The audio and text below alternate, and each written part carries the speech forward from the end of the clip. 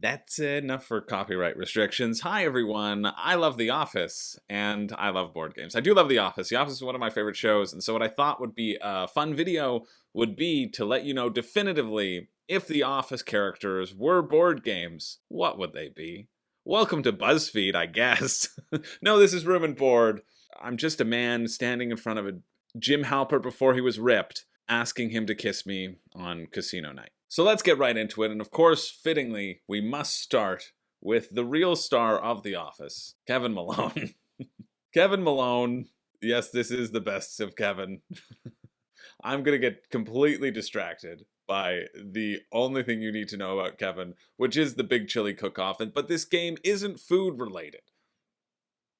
When you think of Kevin, you might think of the game Are You Smarter Than a Fifth Grader? You might think of the game You Must Be the Idiot, where everybody tries to bluff and pretend that they're not the idiot in the trivia questions, but sometimes you're supposed to be the idiot and you're supposed to get things wrong, and that's how you get points. Oh, Kevin.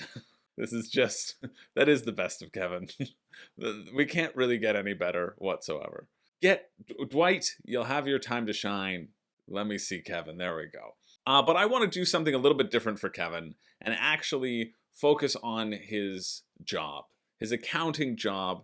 Kevin has quite a lot of responsibilities in his accounting job, and the best possible game that I could think for him, that I could think to represent Kevin, is not something taking shots at his intelligence, but taking shots at his ingenuity. And that, of course, is the game QE. If you haven't heard of QE, it is a bidding game where you can bid whatever you want. A cajillion dollars? Go for it. And you're trying to collect these different sets of symbols. At the end of the game, you'll get points for the number of symbols that you've collected. But the trick of it is that the person who has spent the most money loses. And everybody else, well, they're fine. It stands for quantitative easing. It actually is about printing your own money. And I feel like there's nothing more representative of Kevin than how he likely has filled out his accounting for many, many years. He does the numbers. That's what he's doing right now. So I couldn't think of anything more representative of Kevin, and I want to give you good board game suggestions as well. I don't want to just have the low-hanging fruit.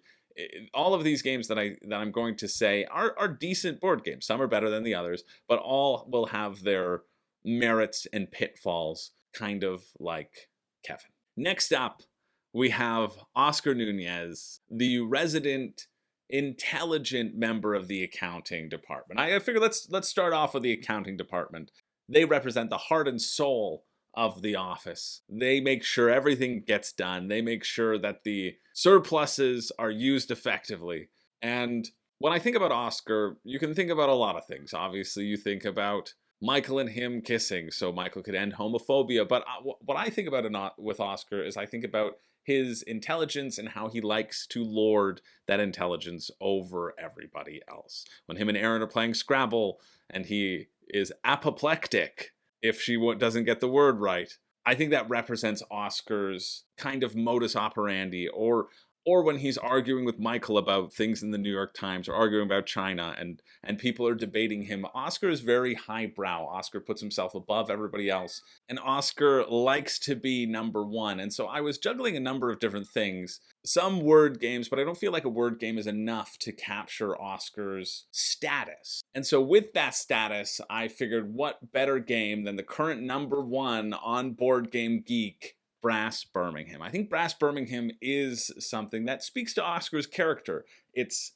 highbrow. It's about the economic revolution, the industrial revolution. It's a game that often people think is very mathy, but even when I was talking to the designer, he said he treats it more like cooking, the feel, the sense of status that comes with liking these heavier games, and the heavier game genre is something I feel Oscar would really resonate with.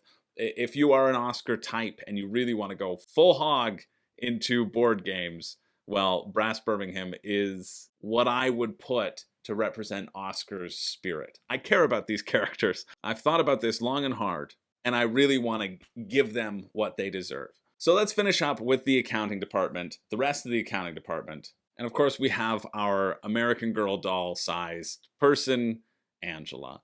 Angela represents a lot of things. And there's a good game that would unify her and Oscar together. There's a duo game that I'm going to throw in as sort of a shout out, but we have to isolate Angela first and foremost. I hate to fall into these stereotypes, but she's got to fall into these stereotypes. She's an aggressive planner, but she also loves sprinkles and garbage. Well, not so much garbage, but that was Garbage's name because Dwight found him in the garbage. Bandit and Princess and all of her other cats. And that's why Angela gets the game Cat Lady. She does. Cat Lady is a very simple game. You're going to have, but there's actually a decent amount of depth to it.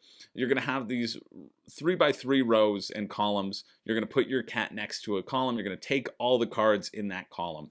And then you're just trying to make sets. The person with the most points at the end of the game wins. You're trying to fulfill the desires of all of your various cats. And of course, I am vindicated in this choice by the last selection of the official Office Best of Angela compilation is her with all her cats. She's the most passionate about her cats more than anything else. So that's why I think Cat Lady fits the bill. And Cat Lady is actually a decent little card game if you're interested. Like I said, that set collection, simple art, plays quickly. Angela is Cat Lady. Now, Angela and Oscar is a little bit of a different story. Angela and Oscar have a history of being with the same person, the senator, a scandal that shook the neighborhood. And so what better way to celebrate that than with the game Watergate? Watergate is a two-player head-to-head game where one player represents the Nixon administration or the senator, and the other represents the newspaper trying to uncover the scandal. I think this perfectly unifies Oscar and Angela's tete-a-tete embroiled with the senator, and is rated 130 on Board Game Geek. Only came out in 2019. People like this game. It's a really good head-to-head game for two players. If ever you needed to fight a duel over somebody's heart, well, maybe just play Watergate instead. Let's move along to Kelly Kapoor. The lovely Kelly Kapoor, who generally has one thing on her mind, and that is Ryan Howard. Kelly Kapoor, whose love life, let's just say, isn't the best. There's only one sort of game for Kelly Kapoor, but actually there's two. I lied to you. Whenever Kelly's talking about her dating life, it actually makes me think of this old game called Dream Phone, or rather Electronic Dream Phone. You can tell by the box cover that this is the absolute correct choice for Kelly Kapoor. You're going around and trying to find out the identity of the boy who apparently has a crush on everyone around the table, because there's only one boy. It's kind of like a Clue thing. You got to find out who this boy is and this boy's likes and dislikes. And then you call him on the phone and say, hey, does he like skateboarding? Or they'll tell you he likes skateboarding, but not baseball. And then you'll cross out, okay, he doesn't like baseball. The identity of the secret boy who's going to take me out on a date, if I am the first person to identify that he's the one who's got a crush on every girl, well, I'll be the lucky one that he'll choose. That feels very Kelly Kapoor to me. This is an old classic. You can't get it anymore. I mean, come on. Look at Steamy Jason. You know it's Jason who's got a crush on everyone. Bob? No, Bob's playing hard to get. Maybe you get Bob after like 6 or 7 plays. But Jason? Girl. There's also someone in here named George. Not that I'm biased, but it's a picture of me. It's me. It's just me. But if we wanted to modernize this take, then we'd have to go with the game Dream Crush, which came out on 2021. And it's not what happens to me every time I share my hopes and fears with you all. I swear it's not that. No, it is in fact a game where you are going to be picking your perfect match. You're going to draw a card, and then you're going to learn more about these people as you go on, and you just have to see if you can predict who one person's going to choose around the table with the more information that's coming out about these people, and the red flags that happen to come up, or the clear heart that Champ is going to send all aflutter. I think either of these games feel very much like Kelly Kapoor would be interested in them, and so that's why we're putting Kelly as Dream Crush, even though her heart is clearly with Electronic Dream Phone. Now that we've covered Kelly, goodbye Kelly, we must move on to her second half, Ryan Howard. Ryan Howard, who convinces Kelly Kapoor, I'm going to just stay on this clip. Ryan Howard, who asked Kelly Kapoor out on Valentine's Day, Ryan Howard, who changes every season depending upon Vijay Novak's writing restrictions, Ryan Howard, who wants to come out on top but doesn't always. Honestly, Ryan's the closest I could get to One Night Ultimate Werewolf, which I wanted to throw in here because that's a great social deduction game about backstabbing your friends constantly. But I think the game that represents him more is this game called Snake Oil. Snake Oil is a very simple party game where you have to sell something to someone. You're going to get a hand of cards. You see there's bread, map, carpet, fluid, truck, and you're going to combine two of these cards together to satisfy the whims of whatever archetype is up. It might be, hey, sell something to a cheerleader, and you might say a bicycle clock or a bicycle carpet. And then you have 1 minute to kind of pitch that idea to the person, and just along the similar lines of Apples to Apples or Cards Against Humanity or anything along those lines, but better, the person gets to choose which answer they like the best. And it's all about pitching yourself forward. So I figured Ryan, as the incredibly driven businessman that he is, as his goatee and stubble escalates over the course of the season, this is the Ryan Howard that I envision Snake Oil perfectly representing, and this is the Ryan Howard that stays full front in my brain. Once he evolves into this character, there's really no turning back for the younger Ryan.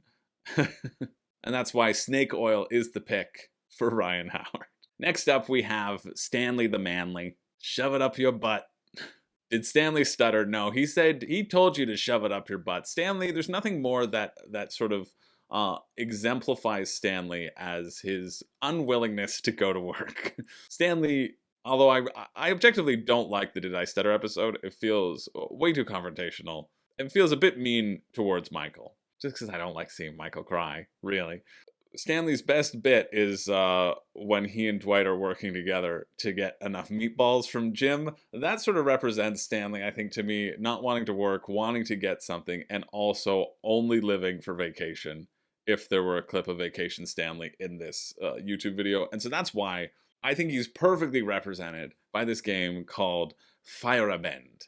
This is by Friedemann Friese, and the whole premise of this game is that you are sending your workers out on vacation. That's it. You're sending them out to get vacation points, and when they go back to work, they get sad, and then you send them back out to get even more vacation points. It's about relaxation. It's about taking care of your workers after their hard day's work, and there's nothing more that Stanley would want in this world than a worker placement game about vacation. We know and we love Vacation Stanley. We have to honor Vacation Stanley, and it's a solid game that my friend Colin put as his number 2 of a whole big board gaming weekend when we put a lot of really good games. This one soared to the top, and I think it's part of that is the theme, and part of that are the fun mechanics behind it.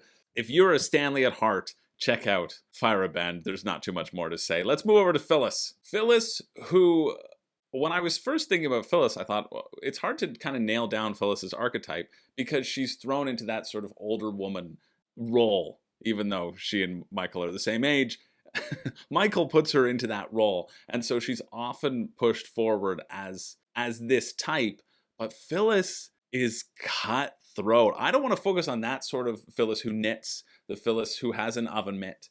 I want to focus on the Phyllis who goes head to head with Angela every damn day of the week. I want to focus on the Phyllis who's ready to feud, and I want to focus on Phyllis who is a shark at negotiation. I think Phyllis has incredible business sense. One of my favorite moments of Phyllis is when she and Karen go on their beauty salon trip, and you think, what is she doing? And then you get to the place where they're selling, and you see that Phyllis, they've created themselves in the same makeup as the client's wife, and you think, oh, Phyllis knows how to sell. And that's when you see how good a saleswoman Phyllis actually is. Phyllis is going to tell you if you wrong her, and Phyllis is going to come at you tenfold, like the bushiest beaver in the business. And so if you wanted to think that she's only knitting, fine, here's a knitting game for you, Nitwit. But that's what you would be if you didn't recognize Phyllis's business savvy. And that's why I gotta give her Chinatown. Chinatown is a pure negotiation game. That's all you do. You negotiate deals between the players and try to get the most delightful spots on the board so that you can create a monopoly of business. And that is exactly what Phyllis wants to do. Don't be fooled. Phyllis would knock you out, no problem, and have a friggin' party while doing it. Let's move on to Andy Bernard. And there's a lot of different facets of Andy's personality as well. Andy's a character who's changed many times over the years, but I want to focus on Andy at the beginning of his life cycle, not after Steve Carell left and they decided, well, who could become the new Steve Carell? Let's just make it Andy to assume all of his character and throw out any bit of character development that we've done with him in the past seasons. I want to focus on Andy, who is going to be so mad that he'll punch a wall. And I want to focus on another sort of cutthroat game where you'll do anything to succeed, but also requires you to make deals with the other person, requires you to make formal alliances with another person, and will get you to this level of frustration where you will want to punch a wall. And that, of course, is the game Tammany Hall. Tammany Hall is a great game, but it is going to make you mad. Tammany Hall is a game where you're vying for control over the districts of New York, and you want to be the mayor. You want to end up manager, and you will use as much influence as you can possibly gather in order to make that happen. Person with the most points wins at the end of the game, and you often get points by being the one in control. Plus, it just looks like Andy on the cover, right? That makes sense. Because the only way to have power is to take it. Although that could be a Dwight quote. I think just the interpersonal relationships that you have to develop, that you have to weasel up next to somebody and convince them to like you, and then get so angry when they don't, is just so emblematic of Andy that Tammany Hall, Tammany Hall, Tam Drew Hall. You get the picture. It's Andy Bernard. Let's move on. And let's move on to Andy's love interest, at least one of them. Other than, that was perfect timing, his high school girlfriend. But let's move on to the most ethereal person in the office. That, of course, is Erinn Hannon. Kelly Erinn Hannon. Strangely enough, I feel like her sort of childlike innocence and beauty for the world, recognizing the beauty of the world, and living in that sort of ethereal realm is why I've chosen the next one for Erinn. And that is the game called Dixit. Dixit's an older game. Not that I'm saying Erinn is old, but Dixit deals all with these pictures and feeling the vibe of people around the table. On your turn, you'll pick a card from your hand.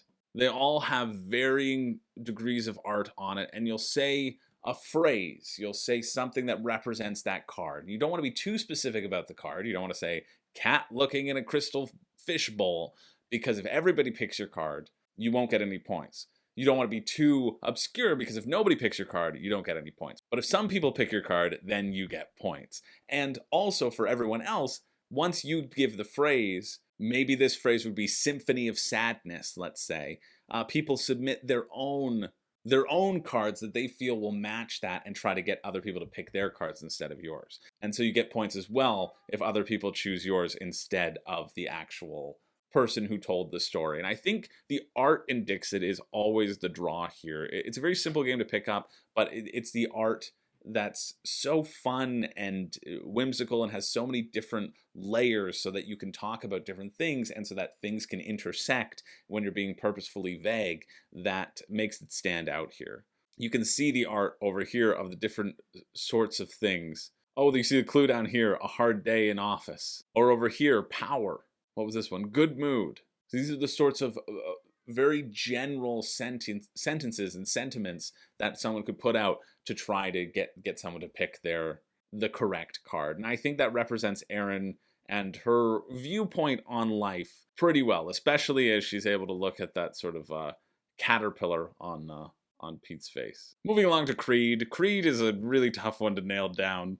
Creed does not do his job whatsoever. Creed also is just an enigma and a mystery, and definitely committed a murder in that Halloween episode. Don't try to visit www.creedthoughts.gov.www/creedthoughts. Damn it, Creed. I've been up since 4. Because you're not going to find out what's there. Well, here's a mystery you might solve, and that's Chronicles of Crime.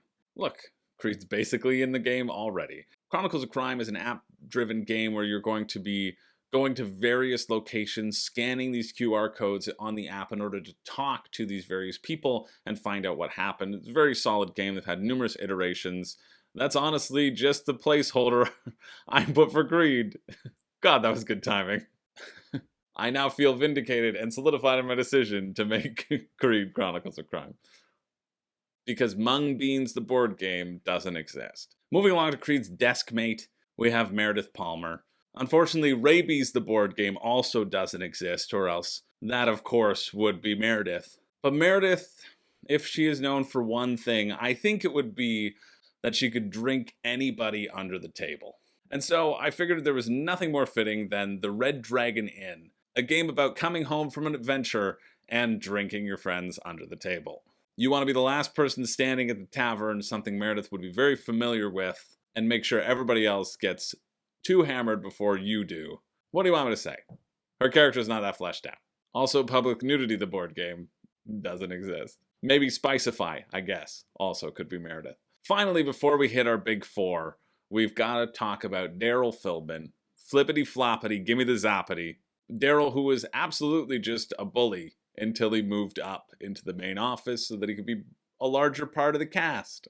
But I wanted to talk about a game that sort of embodies Daryll's business sense. There's a reason he got moved up to upstairs to take over all of the corporate logistics in Saber. And it's that he's actually pretty good at his job. And so I wanted to get a game that sort of represents the decision-making process that you would have to have when working in the warehouse and organizing a bunch of stuff, as Daryll does. I didn't want to play on his sort of sense of trickery because that's more of a Jim Halpert, which we'll cover next. And it's hard to sort of represent sarcasm in a board game, and that's kind of Daryll's defining trait. So, in that regard, I decided to focus on what he actually does in the office, which, hey, it's not really that clear because we don't ever focus on their actual jobs. But back in the warehouse, he was very competent as foreman, making sure everything got done. And so that's why I wanted to give him something similar with the game Pipeline. Oh, Michael. Pipeline is about running an oil business, but it's also about focusing on how to get that oil out to people, the logistics of it, and planning it out with these little sections of pipe. You're going to have to manage the markets, you're going to have to manage the economy of it all, but you also still have to manage the network as things progress. And it felt like a very sort of warehouse-centric board game to throw into Daryll. And it's also rated 441 on Board Game Geek. So that's why I think Daryll fits perfectly into it. Let's keep this party rolling. We only have 4 more. And so why not turn to Jim Halpert? And yes, we're going to focus on this Jim Halpert, the lovable Jim Halpert, whose main characteristic throughout the series, before he became Jack Ryan, he was James Trickington III, and we're going to focus on his sense of play. And that, of course, I've never felt more sure about a game that embodies a character like I have with Jim. And that's this game, Don't Get Got. Don't Get Got is a game that you play at parties. It's not necessarily a party game. It's a game that you play while other things are going on. Everybody is going to get a number of different tasks trying to get people to do things. Tell a player something is voice activated. Get them to try it. If you do, you can say, ha ha ha, you've been got, and you get a point. The person with the most points at the end of the party, at the end of the event, wins this game. No other game has been more emblematic of Jim Halpert than Don't Get Got. And if you ever want to feel like Jim at a party and want to have a secret little side thing going on with your Pam, well, I think you should check out Don't Get Got, because it just amplifies exactly everything that Jim Halpert stands for. And speaking of Pam, there's a lot of things we could focus on with Pam as well, but what I want to focus on mainly is also in that artistic realm. Pam is known for her art. Pam is known for being able to put up with Michael. And Pam is also known for her ability to get in with Jim Halpert's tricks as well. She and Jim bond on the pranks, and so that's why I wanted to give Pam, fittingly as she is here in New York, something art related, something also kind of social related, and that's this game, A Fake Artist Goes to New York. Sorry, Pam, I'm not saying you're a fake artist. In fact, I think you're a beautiful, lovely artist, and I love your watercolors. However, the premise of A Fake Artist Goes to New York is that everyone will be contributing to drawing a certain thing, and you add lines and you add details to the drawing, but one person or sometimes two people don't know the drawing, don't know what people are trying to draw. And so you're adding to it, trying to pretend that you belong and trying to blend into your surroundings and not let anybody know that you really don't know anything that's going on or what anybody else is talking about. And I think that kind of perfectly represents Pam as well. It's that idea of blending in, creative with the art, pulling tricks on people, not knowing what's going on. Some people don't know what's going on, and she does. I think it's kind of representative of Pam, who still has the whitest sneakers, and that's what I find represents her. Now, before we get into Michael Scott, obviously we have to finish with Michael. We have to deal with Dwight, and Dwight might be a simple one. I think if you know The Office and you know board games, you know what game Dwight has to be. Well, it's not Bears, and it's not Beats, it's Battlestar Galactica. I think a few honorable mentions for Dwight could have been StarCraft, the board game. I wonder if he's Kerrigan in any of these clips. Dwight is the perfect representation of the board gaming hobby because he's a big old nerd like all of us.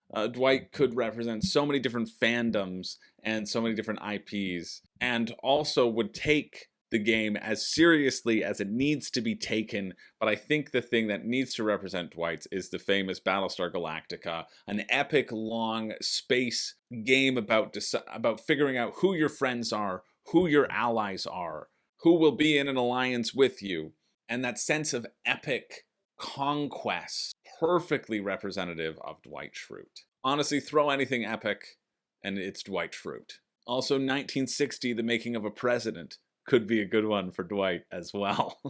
Really, The Office isn't a story about Jim and Pam. It's about a tenacious salesman who realizes his dreams even though his co-workers bully him. He sets his sights on his goals, he achieves his goals, and he achieves just ultimate happiness.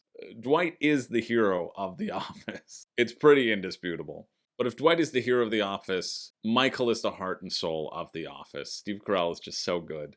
And there's a lot of different games you could try to get with Michael. I think Snake Oil could have been a possibility to represent his sales acumen. I think going the Kevin route and trying to take pot shots at his intelligence could be the way to go. But I think when you really think about Michael and you think about the core of the character, you think about his hope and his willingness to play pretend and not his managerial status. Because if it was, he might as well be I'm the Boss, the game where everybody's going around saying I'm the boss. No, I'm the boss, and selling things over and over.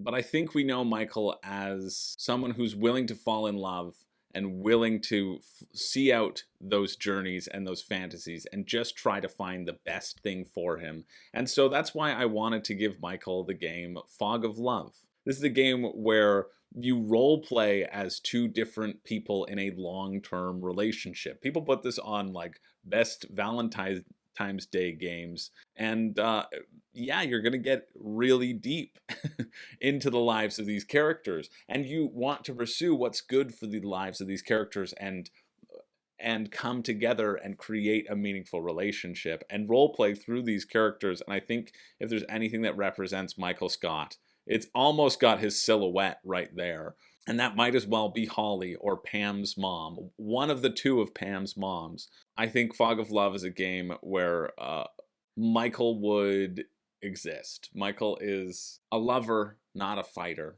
We'll leave that to Prison Mike. But it bills itself as like being in a romantic comedy. And your goals might be similar or they might be at odds, but it's up to you to figure out how to navigate that and achieve your perfect ending, which Michael definitely did. Not this ending.